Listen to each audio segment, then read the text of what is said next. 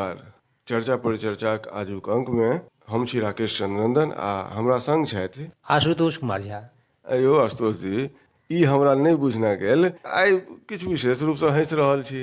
यौ राकेश भाई, एखन तऽ देखते छी अपना सब जे अफवाहके जे हालत छै से बड़ा गंभीर छै। से की भेल यौ? हम तऽ आइ एकटा सोशल मीडिया पर खिस्सा पढ़लियै तऽ हमरा बड़ा हंसी लागल। कनी हमरो सबके बुझाओ जे कोन खिस्सा पढ़लियै अहाँ। खिस्सा छलै कि जे एकटा बगुला छल, ओकरा लगमे 4टा कौड़ी छलै। ओ पूरा राज्यमे उड़ि उड़ि कऽ सबठाम हल्ला केने फिरे जे हमरा लगमे राजासँ बेसी सम्पत्ति अइ। आब एक दिन राजाके कानमे ई गप पहुँचल तऽ राजा बगुलाके पकड़ि कऽ अनलथि आ कहलखिन सम्पत्ति देखा। तऽ ओकरा लगमे कौड़ी छलै। ओकरासँ कौड़ी लऽ कऽ राजा कहलखिन तू झूठ बाजै छह, तू एतऽसँ जो। एहिबेर जे दोबारा बगुला राजमहलसँ बाहर गेल तऽ ई कहैत गेल जे राजा बड़ अत्याचारी छै आ हमर सम्पत्ति छीन लेलक। आब ओ पूरा राज्यमे ई जे छै से अफवाह ढिंढोरा पीटऽ लागल। हाँ, आब राजा लगमे फेर समाद पहुँचलनि। राजा परेशान भऽ गेला। आब ओ फेर ओहि बगुलाके पकड़ि कऽ अनलखिन। कहलखिन तू बहुत बुड़बक छऽ आ तू बेकारके अफवाह उड़ा रहल छऽ। एक तऽ तोहर सम्पत्ति छलौ कौड़ी, तू अफवाह उड़बै छलही तैँ हम तोरासँ लेलियौ। आ ई कौड़ी अगर तोहर सबसँ पैघ सम्पत्ति छौ तऽ ई कौड़ी ले आ एतऽसँ जो। आब ओ फेर कौड़ी उठेलक बगुला आ बाहर हल्ला करैत गेल। राजा डरा गेल, हमर सम्पत्ति दऽ देलक। तऽ यह अफवाहके हालत छै भाई। ई तऽ छला बड़ा चोटगर खिस्सा जे अहाँ पढ़लहुँ हैं एखन। लेकिन छै कि आशुतोष भाई जे वैज्ञानिक दृष्टिकोणसँ हमरा लोकनि तऽ बहुत प्रगति कऽ गेलहुँ हैं। प्राय आब सभक हाथमे जे छै से एंड्रॉयड मोबाइल एखन रहैत अछि। नीक गप छै, आवश्यकतो छै ओकर। मुदा छै कि जे सोशल मीडियाके जे ई दौर चलि रहल अछि एखन, एहिमे बहुत रास गप एहन होइ छै जे फूसि रहल। ई बात अहाँ ठीके कहलियै। आ सङ्गे इहो बात ध्यानमे रखबाक अछि जे ई नहि हम सोची जे लॉकडाउन किया बढ़ायल जा रहल छै, प्रवासी मजदूर किया वापस आबि रहल छथिन। ई प्रशासनके काज छै, हमर अहाँके की दायित्व छै, एहि पर विशेष रूपसँ ध्यान राखी तऽ बेसी नीक। यौ आशुतोष भाई, हम अहाँ सोचै नहि छियै, सोचायल जाइए। एहन एहन मैसेज अबैत रहैए मोबाइल पर जे अहाँके जे छै से तुरंत सोच बदलि देत। आ की होइ छै कखनो कालके हमसब अज्ञानतावश की करै छी, ओकरा मैसेज आयल आशुतोष भाईके पठा दै छियनि, ओकरा की करै छी फॉरवर्ड कऽ दै छी। ओकर गंभीरताके हम नहीं देखऽके प्रयास केलिए, ओकर जे छै सत्यताके नहीं जाँचऽके प्रयास केलिए आ ओकरा फॉरवर्ड कऽ देलहुँ।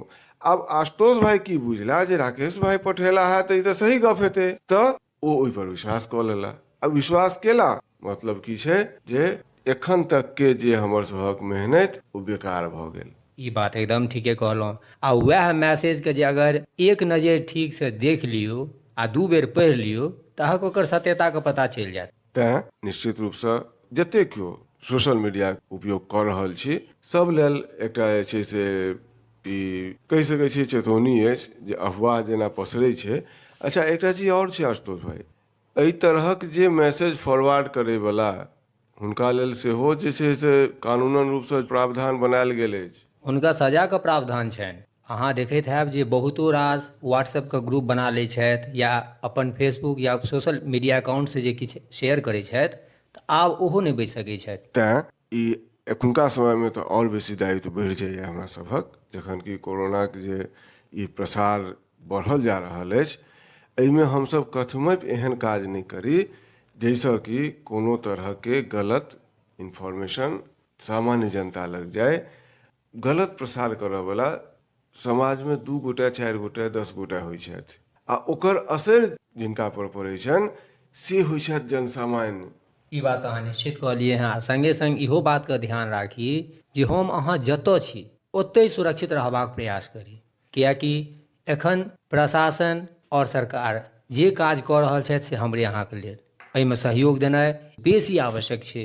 किएकि हम अहाँ जाहि बातपर प्रेशर बनेबनि, जाहि बातके लेल जोर देबनि, बहुत काज भऽ सकैए जे हमरो अहाँके लेल नुकसानदेह साबित हुए। तऽ हम अहाँ तऽ इएह कोशिश करबनि जे हमरा अहाँके जे सुननिहार छथि ओ एहि बातपर ध्यान राखथि, अफवाह पर एकदम ध्यान नहि देथिन। जाबत निश्चित जगहसँ कोनो निश्चित जानकारी नहि भेटै ताबत तक ओकरा फॉरवर्ड कखनो नहीं करी।